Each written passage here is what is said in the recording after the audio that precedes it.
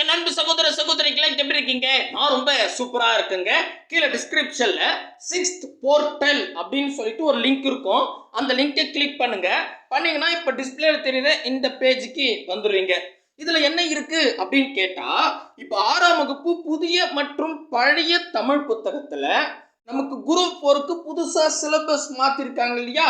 அந்த சிலபஸ்ல எந்தெந்த தலைப்பு கவர் ஆகுதோ அதற்கான நோட்ஸும் கூடவே பிராக்டிக்ஸ் பண்றதுக்கு 2022ல இருந்து 2024 வரைக்கும் 45 எக்ஸாம் தமிழ் எலிஜிபிலிட்டி டெஸ்ட் வந்து டிஎன்பிசில நடந்திருக்கு.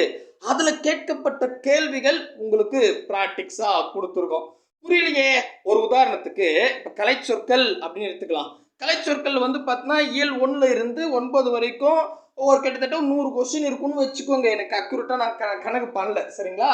ஸோ அப்போ 100 கலைச்சொற்கள் இருக்குன்னா அதில் 2022ல இருந்து 2024 வரைக்கும் 45 எலிஜிபிலிட்டி டெஸ்ட்ல வந்து பார்த்தீங்கன்னா ஒரு 15, 27ன்னு 42 கொஸ்டின் கேட்டிருக்காங்க.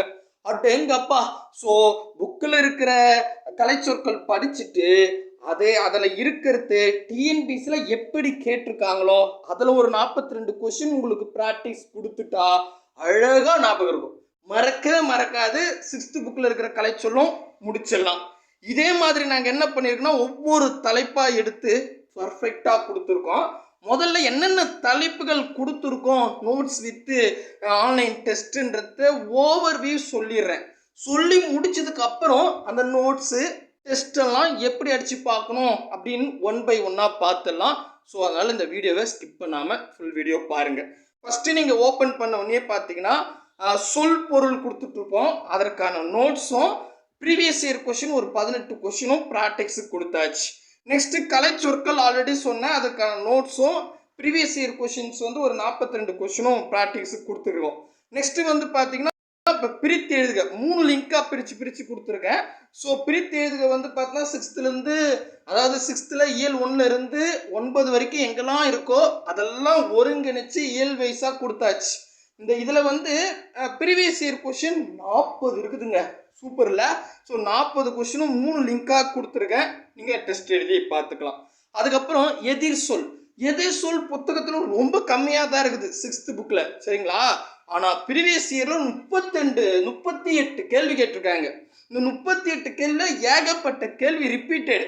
நான் ரிப்பீட்டடும் உங்களுக்கு கொடுத்துருக்கேன். ஏன்னா எந்த கேள்வி திருப்பி கேட்குறாங்க, எப்படி கேட்குறாங்கன்னு பார்த்துக்குங்க. அதுக்கு என்ன மாதிரி ஆப்ஷன் வச்சுருக்காங்க அப்படின்றது ஒரு முறை பார்த்துக்குங்க அப்படின்றதுக்காக தான் 38 கொஸ்டினையும் அப்படியே ஆன்லைன் டெஸ்ட்டாக வச்சுருக்கேன். தயவு செஞ்சு ரிப்பீட் ஆகுதுன்னு சொல்லாதீங்க. ரிப்பீட் ஆகுதுன்னு தான் சொல்கிறேன், ரைட்டா? ஓகே. அதுக்கு அடுத்தது அகரவரிசை பொறுத்த வரைக்கும் புது புக்கு பழைய புக்கில் எங்கெல்லாம் இருக்குதோ அதுக்கு நோட்ஸும் ப்ரீவியஸ் இயர் கொஷின் 25 கேட்டிருக்காங்க. அடேங்கப்பா! அதை உங்களுக்கு ஆன்லைன் டெஸ்ட்டாகவும் கொடுத்தாச்சு. அதுக்கப்புறம் வந்து பார்த்தீங்கன்னா இந்த வினா எழுத்துக்கள் அப்படின்னு கொடுத்துருப்பாங்க. இந்த வினா எழுத்து ரொம்ப முக்கியங்க.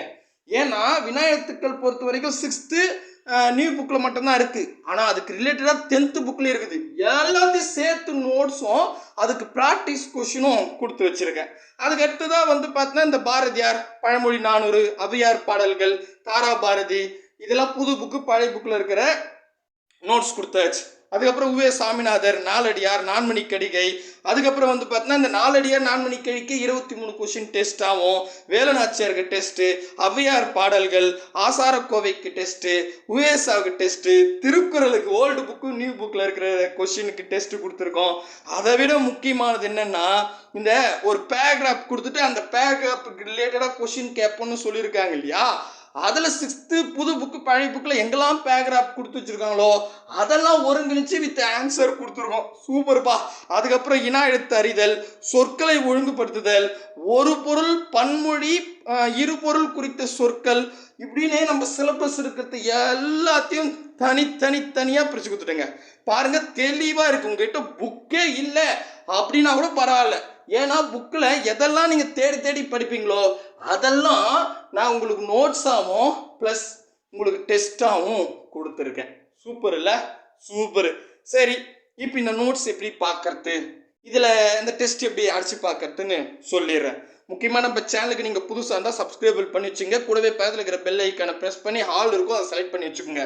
ஏன்னு பார்த்தீங்கன்னா இப்போ 6th புக் கொடுத்த மாதிரி அடுத்தது 7th book 8th புக்குன்னு 6thலேருந்து 12th book வரைக்கும் நம்ம இந்த சிலபஸ் வைஸாக அழகாக முடிச்சு வச்சுருக்கோம். ஸோ நீங்கள் ஆல் நோட்டிஃபிகேஷன் செலக்ட் பண்ணிட்டீங்கன்னா நான் எப்போனா போகிறனோ அப்போனா உடனே உங்களுக்கு வீடியோ வந்துடும், நீங்கள் பார்த்து அதை ஒர்க் அவுட் பண்ணிக்கலாம். சரிங்களா? சரிப்பா, சூப்பர், பண்ணிவிடுவோம். அப்படி இல்லைன்னா கீழே டிஸ்கிரிப்ஷனில் டெலகிராம் குரூப்புக்கு 2 லிங்க் கொடுத்துருக்கேன், ஏதாவது ஒரு குரூப்பில் ஜாயின் ஆகிடுங்க. நம்ம வந்து பார்த்தீங்கன்னா 10,000 கேள்விகள் பொது அறிவுலையும் பொது தமிழ்லையும் சிலபஸ் வைஸாக டெய்லி 130 கொஸ்டின் வச்சுட்ருக்கோம். ஸோ அந்த டெஸ்ட் எழுதணும்னா டெலகிராம் குரூப்பில் ஜாயின் பண்ணிக்கோங்க. ரைட்டுப்பா, போதும் வாங்க. முதல்ல இப்போது நோட்ஸ் எப்படி பார்க்கறது அப்படின்னு பார்த்துடலாம். இங்கே பாருங்களேன், நான் தெளிவாக சொல்கிறேன், கவனிச்சுக்கோங்க, குழப்பமே இருக்காது. இப்போ பிரித்து எழுதுதல் சேர்த்து எழுதுதல்னு இருக்கா, அதுக்கு பக்கத்தில் ரெட் கலரில் நோட்ஸ் அப்படின்னு இருக்கா. இதே பாருங்க, பிரித்து எழுதுக சேர்த்து எழுதுகன்னு கொடுத்துட்டு அதில் 17 கேள்விகள். இந்த கேள்விகள் அப்படின்னு இருந்தால் அதில் ஆன்லைன் டெஸ்ட் இருக்குங்க. நோட்ஸ் அப்படின்னு இருந்தால் நீங்கள் அந்த புத்தகத்தில் இருக்கிற நோட்ஸை நீங்கள் ஆன்லைன்லேயே படிக்கிற மாதிரி கொடுத்துருங்க. ரைட்டா, புரியுதுங்களா? அப்போ நான் என்ன பண்ணுறேன், இப்போ பிரித்து எழுதுக கிளிக் பண்ணுறேன். பிரித்து எழுதுக கிளிக் பண்ணால் இதே நம்ம வெப்சைட்டுக்கு தான் போகும். இதில் வந்து பார்த்தீங்கன்னா இயல் வைஸாக பிரித்து எழுதுக கொடுத்துட்ருப்பேன். என்னுடைய இது என்ன சொல்லுவோன்னா, முதல்ல நோட்ஸை படிச்சிருங்க. நோட்ஸை படித்து முடிச்சதுக்கப்புறம் நீங்கள் என்ன பண்ணலாம், டெஸ்ட் அடித்து பார்க்கலாம். இது பாருங்கள், பிரித்து எழுதுக்குன்னு எடுத்துக்கிட்டா இயல் 1 இருக்குது, அதுக்கப்புறம் இயல் 2 பாருங்கள், அப்படியே கொடுத்துட்டு கடன்னு படிச்சிடலாம். பிடிஎஃப்னா கூட அது நம்ம மொபைலில் உக்காந்துட்டு மெமரி ஃபுல்லாக ஆகிடும், டெலிட் பண்ணுற மாதிரி ஆகிடும். பட் இது அப்படி கிடையாது. எப்போ வேணாலும் நீங்கள் எக்ஸாம் வரைக்கும் இது எதுவுமே டெலிட் ஆகாது. தாராளமாக வந்து நீங்கள் என்ன பண்ணலாம், படிச்சுக்கலாம். பாருங்கள், ஃபுல்லாக படித்து முடிச்சிட்டேன்னா ஓகே, பிரித்து எழுதுக ஃபுல்லாகவே படித்தாச்சு. அப்படியே பேக் பட்டன் வந்துடுங்க. பேக் வந்துட்டு இப்போது நம்ம பிரித்து எழுதுக படித்து முடிச்சிட்டோமா, இப்படியே நீங்கள் மேலே வந்தீங்கன்னா ஆன்லைன் டெஸ்ட்டு இருக்கும். இது பாருங்கள், இதில் நான் கொஞ்சம் 3 டெஸ்ட்டாக கொடுத்துருக்கேன், நீங்கள் ஒவ்வொன்றா அடித்து பார்த்துங்க. முதல் வந்து 12 கொஸ்டின் கொடுத்துருக்கேன், அதை கிளிக் பண்ணுங்கள்.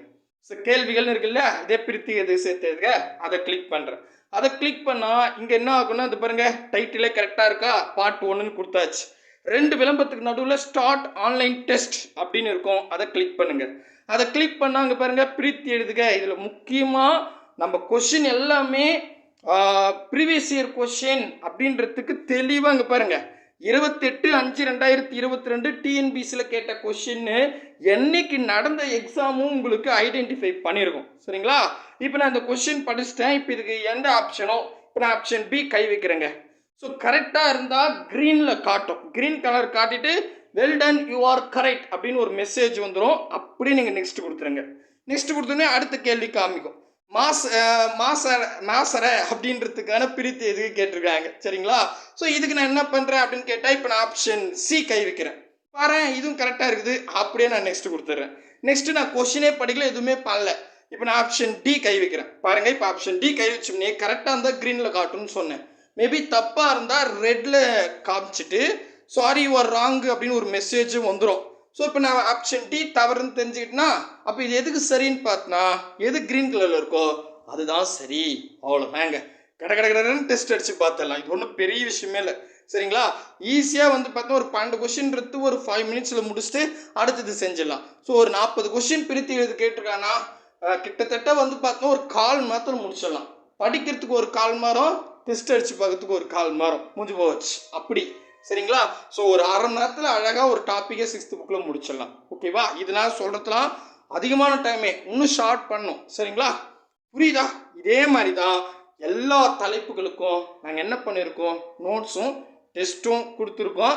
எங்களுக்கு தெரிஞ்சு 6th புக்கு ஃபுல்லாகவே கம்ப்ளீட் பண்ணியாச்சு. மேபி ஏதாவது தலைப்புகள் விட்டுருந்தா நீங்கள் சொல்லுங்கள், நாங்கள் அதை ஆட் பண்ணி விட்டுறோம். சரிங்களா? ஸோ இது எப்படி இருக்குன்றத உங்களுடைய வேல்யூபிள் கமெண்டில் சொல்லுங்கள். மேபி இது ஓகே, இது சூப்பர் அப்படின்னா நம்ம என்ன பண்ணலாம், 7th புக்கு இதே மாதிரி அப்லோட் பண்ணி விட்ருவோம். சரிங்களா? பண்ணிவிட்டு அதில் என்னென்ன பண்ணியிருக்குன்ற ஒரு வீடியோவை போட்டுடலாம். சரிங்களா? ஸோ இது கண்டிப்பாக உங்களுக்கு யூஸ்ஃபுல்லாக இருக்கும். ஏன்னா எக்ஸாம் கிட்ட வர ரிவிஷனுக்கு இது பெஸ்ட்டாக இருக்கும் அப்படின்னு நாங்கள் நம்புகிறோம். பட் உங்களுடைய ஒப்பீனியன் நீங்கள் சொன்னதாக தெரியும். சரிங்களா? ஸோ கூடவே வாங்க, அரசு வேலையோடு போங்க, மறக்காமல் ஒரு லைக் பண்ணிட்டு போயிடுங்க. பாய் பிரதர் அண்ட் சிஸ்டர்.